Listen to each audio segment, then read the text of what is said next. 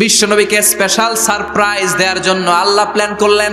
জিব্রাইল ডেকে বললেন, ও জিব্রাইল, আমার পেয়ারা নবীকে স্পেশাল সারপ্রাইজ দিব, তুমি দিয়ে আসলে হবে না, আমার পেয়ারা নবীকে দুনিয়া থেকে টান দিয়ে আমার আরশের উপরে নিয়ে আসো। টাইমের স্পিডকে আল্লাহ থামিয়ে দিলেন। মক্কা থেকে উঠিয়ে বিশ্বনবীকে এক মরুভূমিতে রাখা হলো রাতে। বললেন দোয়া করেন। দোয়া করে বিশ্বনবী বললেন, ভাই জিব্রাইল, এটা কোন জায়গা, কোথায় দোয়া করব? সাইয়েদনা জিব্রাইল বলেন, নবী, কিছুদিন পরে এই জায়গায় আপনি হিজরত করে আসবেন। এই জায়গার নাম ইয়াসরিব, মদিনা। আবার সেখান থেকে তুলে এক পাহাড়ে রাখা হলো। নবী দোয়া করেন। দোয়া করে নবী বললেন, এটা কোন পাহাড়? অন্ধকার, আমি তো কিছু চিনি না। সাইয়েদনা জিব্রাইল বললেন, নবী, এটা সাধারণ পাহাড় নয়, এই পাহাড়ের কসম আল্লাহ কোরআনে খেয়েছেন।